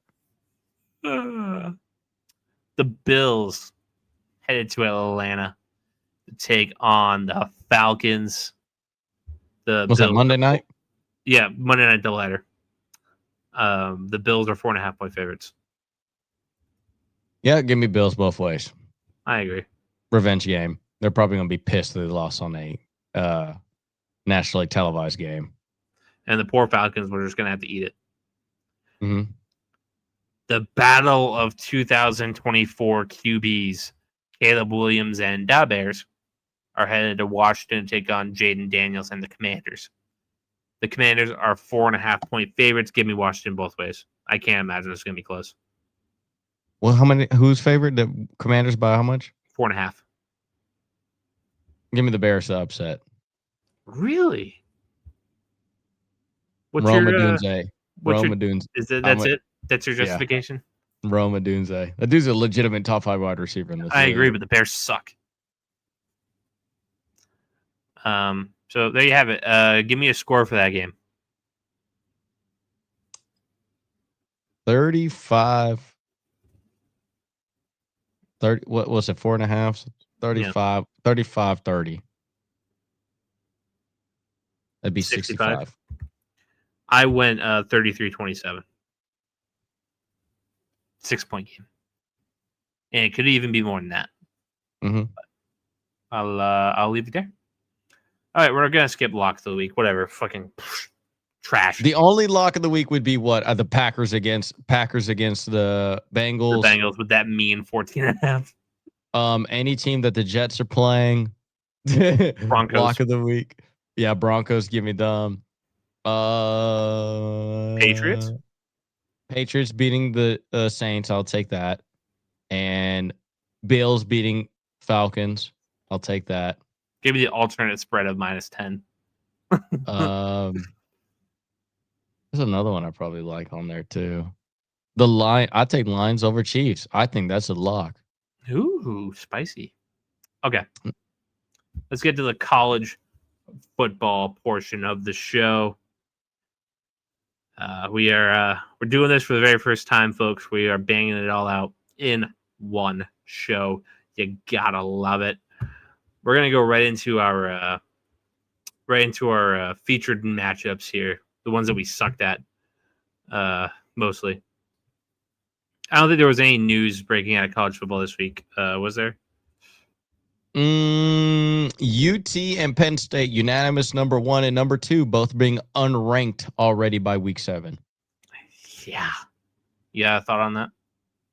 Deservedly so. Even though I did predict the Florida Gators upset against UT on the last podcast for our college football. Are you kidding me, Nico? Are you kidding me? Why? First of all, I mean, the dude is talented. I've never doubted that. I mean, is he an idiot? Yes. But bro, are you 4 kidding touchdowns, me? something like that. 5 total touchdowns. Yikes. 5 total touchdowns. Penn State never be ranked ever again for the rest of the season. Penn State is, I want that to be a rule. Penn State is unable to be ranked the rest of the season. Then watch, they'll make the playoffs. No, banned. Don't care. Banned. This is worse than what Joe Paterno ever did at that school. Or what he allowed to happen at that school. Oh. Yes. What Nico Mia, like what UCLA, first of all, bro, this is one of the worst teams. One of the worst teams in college football. To lose by that much. Bro, you made him look like a Heisman in that game. Get out of here. Do you think people are commenting on our Nico video? How do you like him now? Blah. No, because even Nico fans are just like, bro, that was such a whatever, bro. I'm not gonna believe that. Nah, like, James Franklin fired? Should have been big time. And you know what the funny part is? The fact that they have a new interim head coach at UCLA, and he just beat the highest paid defensive coordinator in all of college football. You kidding me? Nico Heisman race right now. Nico should win the Heisman. Nico should just win the Heisman right now. Because see, and this is what I told you about last week, that we're gonna have a meme player. The fact that we already don't like him, and the fact that he beat a team that I personally like. I never believed in Penn State, but God Almighty. But UCLA should have been a layup. Oh, come on now. Now on our featured matchups, we gotta have like a Nico watch. Like, who's Nico playing this week? It's like me telling you, hey, spell Penn State, and I'm gonna give you a P, an N, and a P, E, and an N. Just give me one more letter, and you misspell it. F. Yeah. Well, that's the grade they got. But yeah, I mean, outside of that, I mean, it was just an unbelievable. Shout out to Theo Vaughn for being the celebrity guest picker. I actually love him on college football game day. He's absolutely hilarious. He did get kind of roasted when he tried to shoot his shot at one of the. He's like, oh well, I'll see you later. She goes, absolutely not, and I'm like, or hopefully not, something like that. Yeah, like, hopefully not. And he's like, oh, he's absolutely hilarious.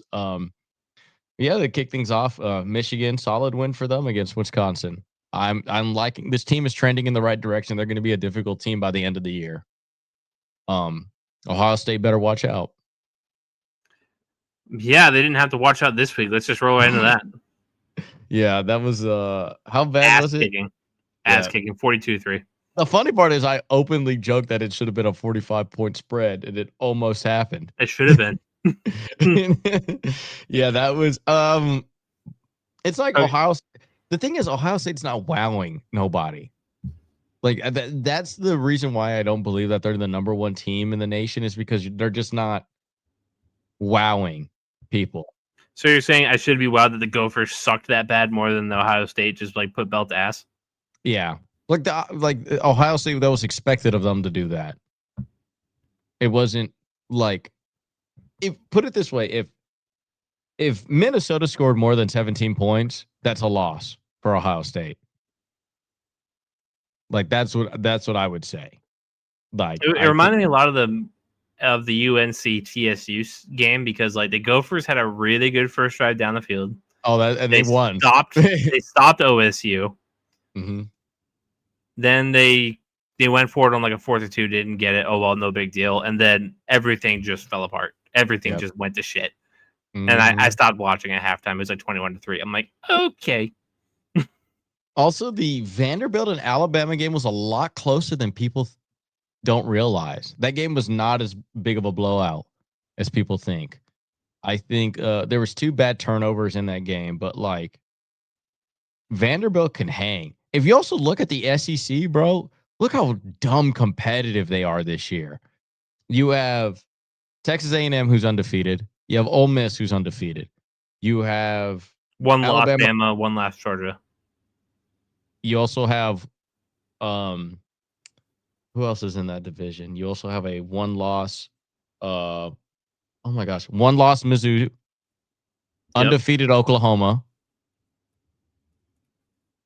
Like super competitive division over there, especially on the SEC West. Like it is going to be tough to choose which team you like over there. LSU, fucking Tennessee. Tennessee's also one loss team. I mean, Florida's 2-3, but they're feisty. They're a team you do not want to play. Like legitimately, they are very good defensively. You're just hoping that your defense can beat the shit out of their inept offense. And Billy Napier, man, when he's on the coaching hot seat, he plays better than Nick Saban as a coach. But yeah, if you want to get into also that Florida and Texas game, oh my God, Arch Manning quit football. Like brutal. Serious. Like, dude, are you kidding me? The dude, did I send you that picture of like Arch Manning? His only 5 wins are against like you might have just told me, yeah. Yeah, like unbelievably bad teams. Unbelievably bad teams. And dude, like, and this Florida defense is legit, man. They are a really good young team. Like, if they get a really good coach, bro, that Florida team is something to be watching out for next year. But this Texas team, God bless America. Like that Florida team is not that good offensively, and they gave up 29 points to them. And Arch Manning sucks. And the number one thing that I want to criticize from this game, the play calling from ESPN. I am absolutely disgusted with the play-by-play calling of this game, to not have the balls to call a spade, to not go out there and tell the truth that Arch Manning sucks, that they are so afraid of his last name that they are not willing to give proper journalism about him and to give proper play-by-play calling about him. Oh, wow. The journalism ethics of ESPN being under question? No way. But the fact that, Arch Manning is really showing toughness this game. You know, Arch Manning he makes that throw 1,000 times. Like, shut up. He sucks. Say that. There's nothing wrong with saying a Manning sucks. Like, he's a human being like anybody else and should be judged upon the same way if his last name was Smith. I do not understand why there is this coddling of him because of his last name. And they were giving no praise at all to that Florida defense. They were giving no praise at all to Billy Napier and all of them. All they were doing was, it's okay, Arch Manning. You know, you're trying, and that's all that matters. You know, Arch Manning, when he was 6 years old, did this. Like, who gives a shit? He sucks. Don't care. He is just not a good player. Who do you have more respect for, Nico or Arch? Nico. He beat Penn State. Fair point. Arch Manning has yet to even look like a decent human being against a formidable opponent. Like Nico had 5 total touchdowns against Penn State. Penn State's probably going to be a 10-win team this year, and he still threw for 5 touchdowns with that. Arch Manning, I have yet to see him look above average in any aspect of being a quarterback. The only elite trait he possesses is marketing. That's it. Absolutely it. I am so done with. I already did not like him when he was a freaking high schooler. I really don't like him now. And I do not like this.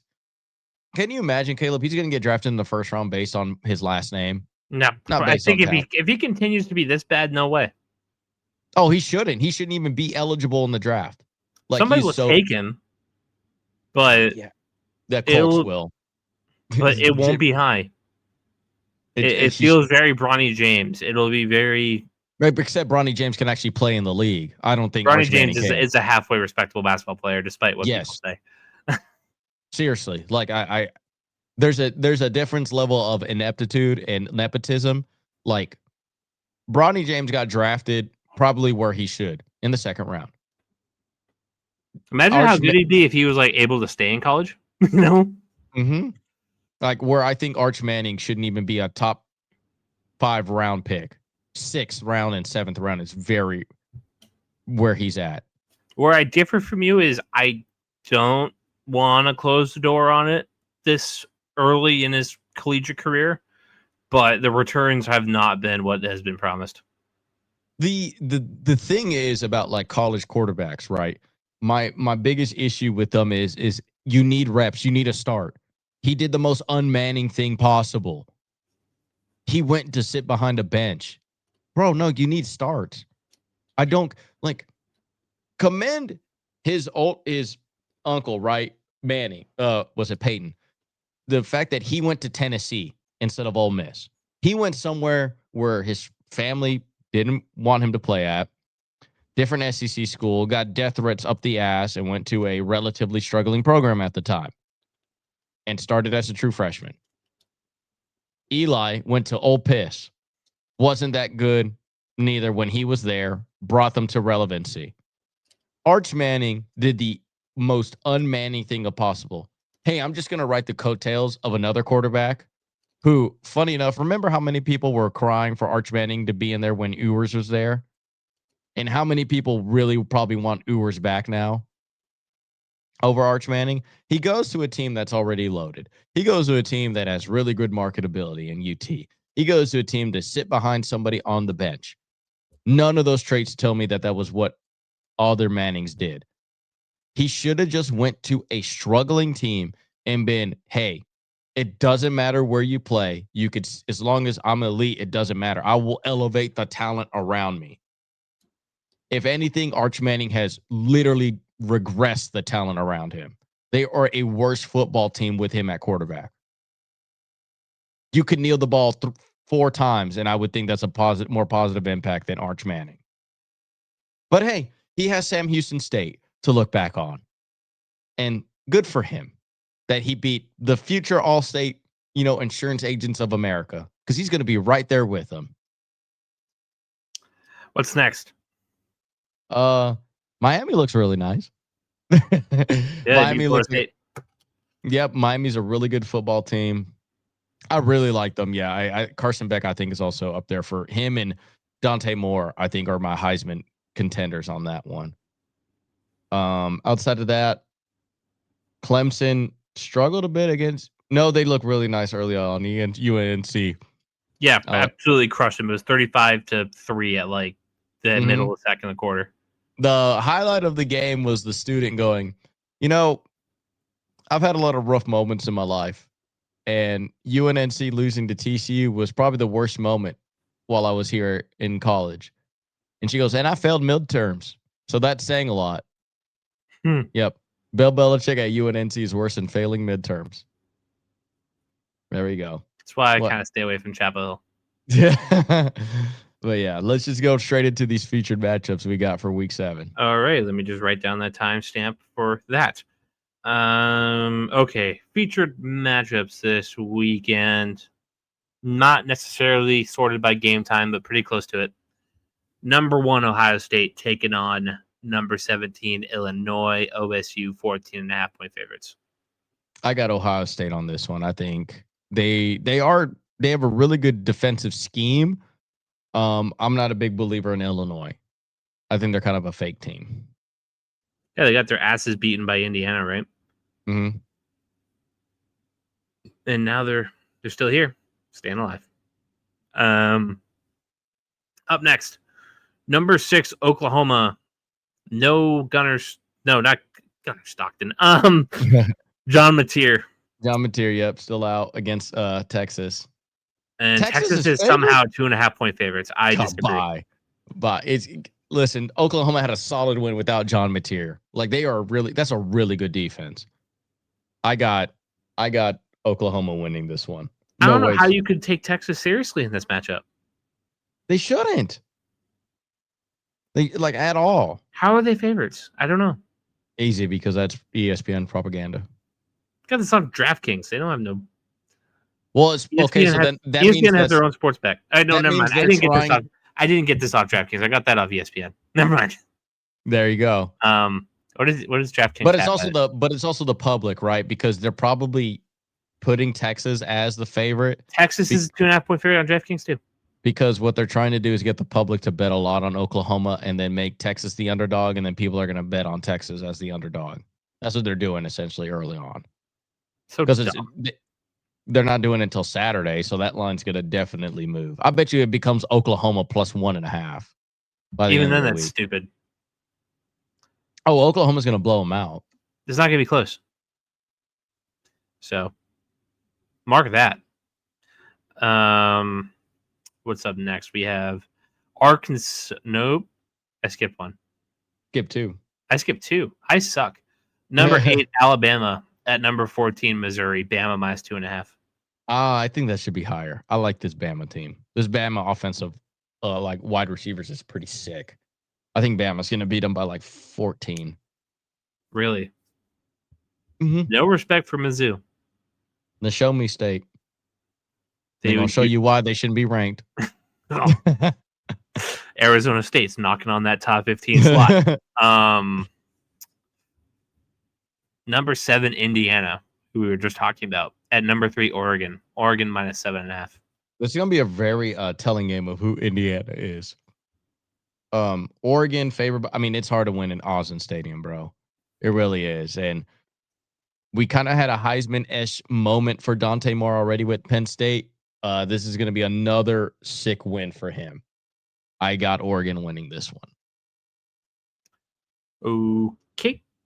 137.40. Okay. We talked about that one. Arkansas headed up. Our guy, Bobby Petrino. The Bobby Petrino game. Arkansas, upset alert right now. New head coach, new vibes. They're winning. At number 12, Tennessee. Tennessee minus 12.5. And Morgan Wann's going to be very upset. It's the Hogs game, baby.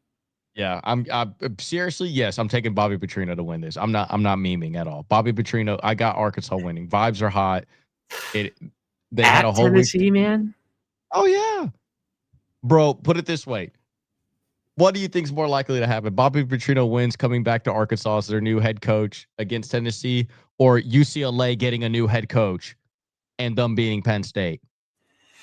You make a fair point. Because remember, similarities, right? UCLA fired their head coach, had a bye week, and then won when they came back from their bye week. Did the Hogs on bye? Yeah, they were. They were just on a bye week because remember they fired their coach. Bobby Petrino was on a bye week. They did not play last week, and he cleared house. He has a whole week with this team. They're winning. They beaten Tennessee. Yeah. Okay. All right. New coach, new vibes. Pull out that motorcycle. Get that neck brace on right now, Bobby. You finna win. We are big Bobby Petrino guys over here for sure. 100%. Well, I love Bobby Petrino. He's such a meme. Florida headed down to Cody Field. Kyle. But Kyle it's okay. Field. Basic white name. It's White boy okay. name. Florida's heading down to Kyle Field to take on Texas A&M, number 5. I got A&M Texas is A&M 7.5 point favorites. Yeah, I got Texas A&M winning this one. Marcel Reese is a legitimate quarterback in college football. Really good guy. But you're not buying the Florida's theme coming up? Oh, hell to the no. That Billy Napier only wins when he's on the hot seat. He does not win anywhere else. You don't think he's on the hot seat anymore? Oh no, he won't. Bro, he beat Texas, bro. They're going to give him a 5-year deal. Yeah, but we said he'd beat Texas. Yeah, but put it this way, I bet you his organization were probably like in his ear, if you don't beat Texas, you fired. He's like, bet I'll just become, Hall of Fame Nick Saban off the rip. So all we gotta do is keep telling him that he's gonna get fired. No, but he has to play games that like it kind of like has to depend. Like, put it this way, I bet if they played don't they play Georgia? They always have that rivalry game, or they already played Georgia? Have they played Georgia? No. Put it this way, they played Georgia in about a month. There you go. I mean, he'll save his career then too. You got at A&M versus Mississippi State versus Georgia, at Kentucky, at Ole Miss versus Tennessee versus Florida State. Yeah, he'll save his career against Florida State. Those 3 losses in a row are an eyesore. Yeah, he will only win when his life depends on it. So you think the knife is back in the safe? Oh yeah, he can lose in 3 more games. He'll be fine. Okay. Very good. Okay. What's next? Number 10, Georgia. Headed to Auburn. Take on the War Eagles? Tigers? Yes. Did they used to be the War Eagles? They have the chant. It's called the War Eagle. That doesn't make any sense. Anyway. Mind you, very actually hard school to get into. Yeah, somehow, someway. Big academic school. Unlike Georgia, with like these people just bark at you. Hey, now they do specialize in motorized vehicles in Georgia. Yeah, motor safety specifically. Yeah. And then they just bark at you in public. Like you walk into a Cumberland Farms in Georgia, and the guys just go, whoo, and you're like, what the fuck is wrong with you? But the biggest surprise I have about this is that UGA is only a 3.5-point favorite. Oh, you think it's more? Yes, 100%. I really love this Georgia team. I think Alabama was just a better opponent that game, but I think this Georgia team, I mean, they're going to be back in the SEC championship game. Nobody on the SEC East is going to compete with them. All right, made quick work of that one. Up next, number 15, Michigan, taking on fake USC, the Southern California Trojans, the soggy condom school, as I call them. USC fake is 2.5-point favorites hosting UM. I think Michigan's going to upset them. It's kind of weird to say that's an upset, isn't it? Yeah, it is. Especially that, USC's unranked. But I'm going to go with Michigan winning on this one. Michigan's going to a team of momentum. Like, I feel like the more wins they stack up, the harder they are to beat. What's USC's story right now? They probably have a quarterback that is in a Heisman contending race. I mean, their offense is insane. USC has a super legit offense. They have 2 of the best wide receivers playing right now. Not like best in prospect wise, but the 2 best wide receivers playing in college football. Their quarterback is insanely talented. So that is the big thing, is like he's stopping them offensively. Mm-hmm. USC defensively is not all that. I mean, they let Illinois win. Like, that's the reason why they're unranked, is because Illinois beat them. Yes, just one ugly loss is kind of hanging over. But it's not even an ugly loss, because like Illinois is the number 17th ranked team. So like, how is USC just unranked? I mean, well, what I meant was the justification is that's an ugly loss holding over their heads. Yeah, which that game went down to the wire. So it wasn't like an ugly loss. It wasn't like they got their ass, got the brakes beaten off them. It wasn't like But Penn State used. it was the only real team they've played so far. That's also the So big concern is the fact that because now if they lose to Michigan, then they deserve to be unranked. Or if they beat Michigan, they're going to be like, okay, now we're in a conundrum. then they're taking on number 16 ranked Notre Dame. Yeah, I said it. Number 16. They did beat Boise State, which was super overhyped to enter the season. But yeah, and also they didn't really dominate them in fashion. The 28-7 was not indicative of what the actual game was. Yeah, I'd say USC has 1, 2, 3 and a half real games left versus Michigan at Notre Dame. If they beat Michigan Oregon. if they beat Michigan and Notre Dame, they could play themselves into the college football playoff. Yeah, but that Oregon game is not. You got to go to Oregon at the end. Yeah, that Oregon game ain't gonna happen. And listen, say what you will about Nebraska and Iowa, but they're not pushovers. Mm-hmm. And then obviously they end the year versus Nico, and Nico's been known to get up for big games. Well, you know what? If USC's ranked in the top 5, he'll probably win. All right. Go back to the Big 12, shall we? Yep. Number 21, Arizona State. Head to Utah. Take on the Utes, where Utah is a 5.5-point favorite. Now, last time we ran into a situation like this, we said Arizona State's going to curb stomp Mississippi State. What do they think is going to happen? And it didn't. So, but Mississippi State wasn't favored, right? No, but it was like, no, yeah, this should. What is wrong with these betting lines versus Arizona State? And well, that happened. How do you feel? Listen, this team, they can't not give up 17 points off the rip. They can't do it. They just can't open with good defense. And I get Pac-12, but not Pac-12, Big 12, excuse me. Same level of defense. And then they not only do they give up 17 points off the rip, they don't score any. They let them get a 17-point lead before they're like, okay, let's play some football here. Sam Levitt's a dog. Jordan Tyson's a beast. Running backs are awesome. You cannot give guys like Utah a 17-point lead. You can't do it. This is in-conference play. You barely won by the skin of your teeth against Baylor. You barely beat, who was it the other week? TCU. You gotta get these wins and win comfortably. You're lucky you're ranked 21st right now. You could very well be unranked. They should get this one. You have to. They have to. I would say they have to win this game. In Utah, but you have to. And Kenny Dillingham has got to get into his bag and fix up those play calls, because the shit I saw against TCU should have lost you the game. You're lucky it didn't. So give me ASU, because I just think they're so much more talented than Utah. And they should out Jimmy and John them. Yeah, but Utah's been playing frisky all year. Is their coach still there, Kyle Whittingham?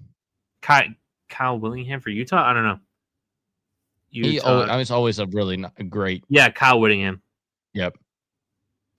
21st season at Utah. How about that? Yeah, he's kind of like that Iowa coach, like Kirk Ferentz, but a Utah. I mean, the dude knows how to win 9 wins every year, and Utah loves that. And listen, Utah hasn't played anybody special either. UCLA, Cal Poly, Wyoming lost to Texas Tech, and then they beat West Virginia. So Arizona State, you could very well argue that they are more battle tested. Mississippi State seems to be a real school. You played in the SEC. Texas State, nobody. Baylor, from what I understand, has been frisky all year. And then TCU, obviously, been frisky all year. They're ranked 24 right now.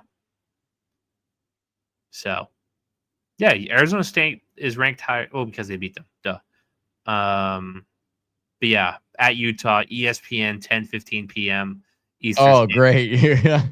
ESPN After Dark, baby. I'd be lying if I said I wasn't stressed, but they should get it done. Give me ASU.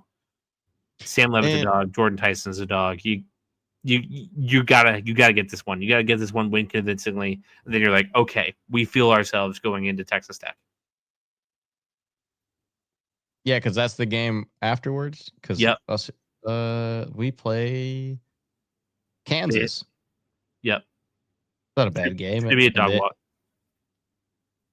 And then we're gonna go straight into our game. Yep. Still haven't gotten my hat yet. We'll work on it, but yeah, that's gonna be a fun game. That's gonna be a fun game. Yep. Just trying not to talk too much shit to me the next day. Oh, I'm not. I'm very much a nice. What's it like? One, I have no affiliation to Texas Tech other than that is just my team for this year. So like, if they lose, I'll be like, all right, experiment's over. That was cute. That was fun. But I'm a sore loser. I don't like losing, man.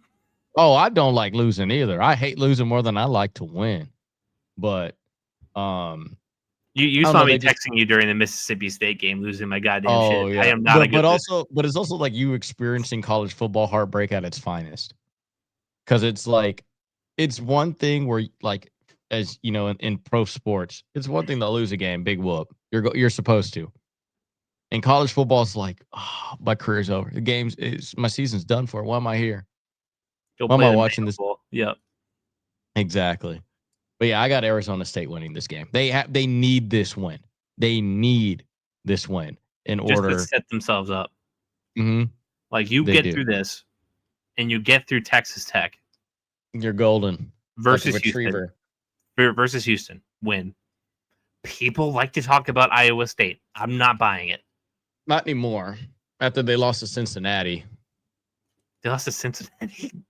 and Cincinnati was favored in that game. Funny enough. West Virginia, I'm not worried about. Colorado, No, I'm not worried about. Arizona, no, give me a goddamn break. no. You get through these 2 weeks. You're sitting Oh, pretty. yeah, you're going to the college football playoff. You should be at least. Then you're playing Texas Tech, Iowa State, Utah for the Big 12 championship. Mm-hmm. I get through these 2 weeks, and I'm not worried anymore. But these next 2 weeks, pins and needles. Yeah, and I need to get an Arizona State hoodie. I need to get the hat. Like I need to be decked out. Yeah. But yeah, no, I think that's the y'all need this game more than anything else. Y'all need this win. And then the Texas Tech game, it's more like a gauge. Because like that's a game that you're okay with losing, but at the same time, I wouldn't be okay with losing that. Well, I mean, like in the sense of like going because you can go back to the Big 12 and face them again. Yeah, you where could I think play them in the Big 12 championship. Yep. if you lose to Utah, then it's like we really need to beat Tech. Because if we don't beat Tech, then we're just running away with it. Exactly. That's what I mean by that. You need to win this game because then you can afford to lose a Tech game. Yeah, you need to go 2 out of 3 with Utah, Iowa State, and Tech. Yep. Exactly. Preferably 3-0. Exactly. Because I think that listen, I get that Texas Tech put $50 million into their football program, but do you really like on paper feel like Tech is a better team than ASU or Iowa State's a better team than ASU? Like Tech is probably closer. Talent wise, ASU's offense is nice, but Tech all around chemistry wise is elite. Like they are firing on all cylinders. Then they just landed the number 1 overall player in recruiting over the weekend. Mm-hmm. So I just like it for the NIL deal. The fact that they spent all this money and does pay to win actually work? Because so far Ohio State has proven that it does. And if Texas Tech proves that, then it's like it works for anybody. Yeah. Oh yeah. Because to me, Tech has no business being as good as they are right now. Oh hey, some people are pissed off at you for saying there's nothing to do in Lubbock. There isn't. There's a reason why it's called Raider Rash. 66% of all college students who go to Texas Tech have an STD. Because you want to know why? Ain't nothing else to do out there besides tumbleweeding. And there you go. I censored myself on that one, but yeah. Literally. That's why it's called Raider Rash. Oh. I get it. Yeah. Ain't nothing else to do out there in Lubbock. It's becoming a bigger-ish city. I get that, but No. There's worse places to be. Sure. Like, I would rather be in Lubbock than Waco. But So at are the the same Branch Davidians. yeah, I heard David Koresh is going to put on a concert down there. uh, You know it's crazy, man? Off tangent while we wrap this up. Those cult leaders, man, they know how to make music. They really do. The Beach Boys almost signed that one guy. What's his name? Charles Manson. You know he was good friends with the Beach Boys? I didn't. Wrote a song together. Huh. David Koresh was probably Creed before Creed. Like, that dude was sick. Seriously. People don't understand these. Hey, they be. I don't understand colds. I will never get into one. But, like, man, they do know how to rope people in, man. They bust out a guitar and they just sleep with everybody's wife and then tell them that that's what the Lord want. I don't get it. But yeah, shout out to David Koresh. Not really. I mean, Not really bad really. person. but great artist. He said, The, "Shout out David Koresh." That's a cult. the artist formerly known as David Koresh and Charles Manson. Yep. Seriously, if you always haven't looked it up, yes, the Beach Boys and Charles Manson were making songs together and good friends until he did all that wackadoo stuff and became what was it? Like serial killer.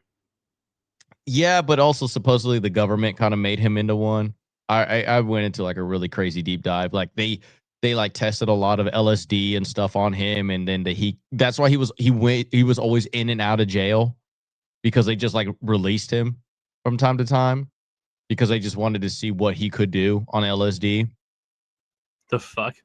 Yeah, it's crazy.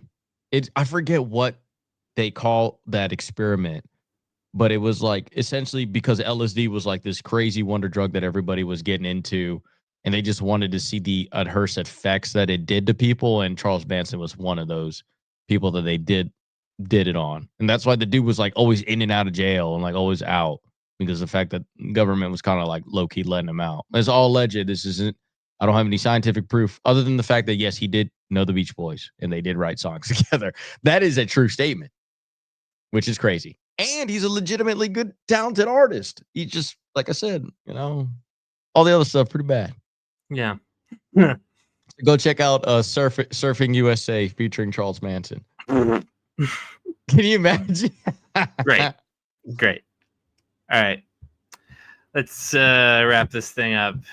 Thank you all for watching. Make sure you hit that like, subscribe button. Make sure you share it with your friends. Make sure you comment your thoughts. Going to be a busy week. Going to be a lot of fun, a lot of football. We'll see y'all then. Gerardo, anything to say to the kind people at home? Or did I touch all the bases? Pretty much it. The only thing we didn't touch upon was the whole Mark Sanchez situation, which that dude is going to jail for felony. Yep, he got because it got moved up to a felony charge, and I believe he's serving 1 to 5 years in jail if he's convicted. Yes, because he got let out on misdemeanors and he got bailed out at $300. Move your workouts to the gym. Don't harass old people, and be prepared to get stabbed if you do. We'll see you all then.